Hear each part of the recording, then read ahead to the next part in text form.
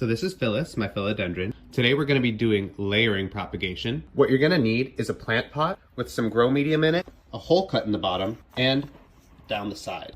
You're also going to need some saran wrap. Follow the stem to the point where you find the node, all the way at the top. What this does is tricks the plant into growing roots so that it can be its own plant. Take your pot with your grow medium and surround that stem with soil, just like that. Make sure your grow medium is really nice and moist. Using plastic wrap, surround the entire plant pot.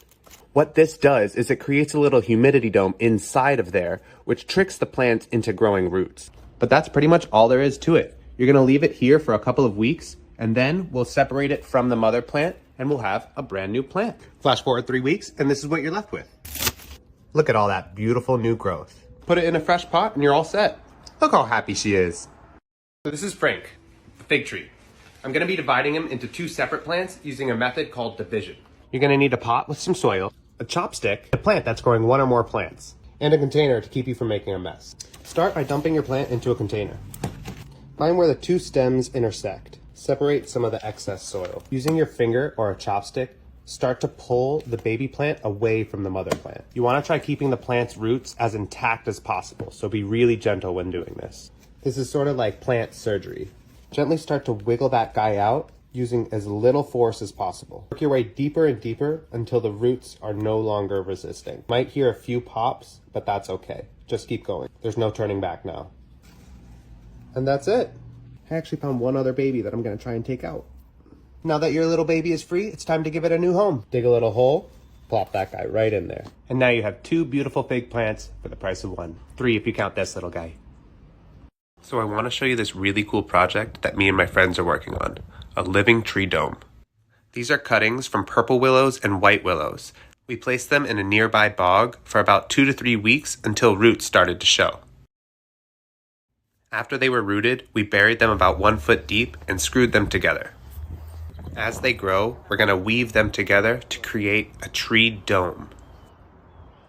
Like and follow for more updates. So ants have this really strange symbiotic relationship with aphids, where the aphids will suck the sugar out of the plant, and the excess sugar that they don't use, they'll actually give to the ants. In return, the aphids will be protected from any predators. So if you ever see ants crawling all over your plants, it's probably because there's a bunch of aphids right at the end of it. So I want to show you this cool project I'm working on, setting up this ladybug farm. When I first got my ladybugs, I put them in the fridge overnight to slow them down. To improve my odds, I'm releasing them at dawn to avoid the hot midday sun. The first thing they're going to want is a drink of water, so make sure that you have that set up for them. In the wild, they live in holes like this, so I wanted to get them a little house to give them a reason to stay. They enjoy plants such as marigold, mint, dill, and chives, but honestly, anything with a pest problem will make them stay. Comment below if you use ladybugs in your garden.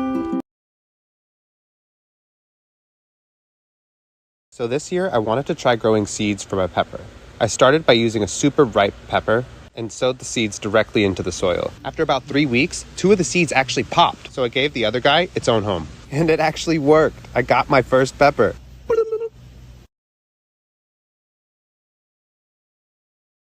How to set up a terrarium on a budget. First, we're gonna need some small pebbles for the bottom. I think these will do. Charcoal to help fight bacteria. Just grab it from your fireplace. Here's some nice moss. We'll take some of that. Beautiful pine trees here. And sometimes, if you look at the base of the pine trees, there are these little baby pine trees.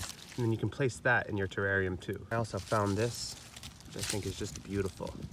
If you're gathering your rocks from a beach or a bay, make sure you rinse them really thoroughly to get off any salt that might still be on the rocks. I have soil, charcoal, large and small rocks, and then just a variety of different things that I found in the forest. Start by putting rocks on the bottom of your container.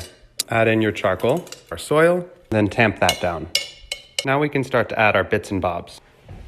Finish with rocks and whatever else you might have found while foraging. Water, and there you go. That's all there is to it.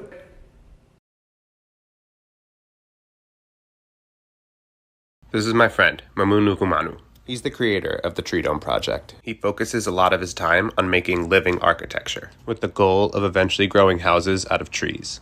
For this project, he used white and purple willow and dug them about 3 feet deep. Screws were used to secure the trunks together, and twine was used to secure the branches at the top. Eventually, the trees will fuse together, creating a solid dome shape. Like and follow to see what this same structure looks like after a year. Here's how to get 2 plants for the price of 1 using plant division. Now you're gonna wanna be really delicate when doing this because you could kill the plant. What I'm gonna do is try and break these up into about clusters of 3. Using your hand, gently try to find the middle. Just try removing that soil. Once you've reached somewhat of a seam, gently tug. You're gonna hear some popping here. Gonna be a little bit scary, but it'll be worth it in the end, I swear. When doing this, try to make sure you're keeping that root ball intact. What I'm gonna wanna do is wiggle my finger in here and slowly start to pry it away from the other plants. Now you have 2 separate clumps. Because they don't have the support of the soil that was once there, you're gonna wanna make sure that when you're putting your soil, that you're using it as a way to support them. Nice and comfy. And now you got 2 plants for the price of 1. Here's a quick and easy way to create a self-watering system for your plants. Take an old water bottle and poke holes in it using a hot fork. Repeat that all along the bottle. Dig a hole and place the bottle inside, burying it up to the neck. Pour some water inside and you should have self-watering for up to a week.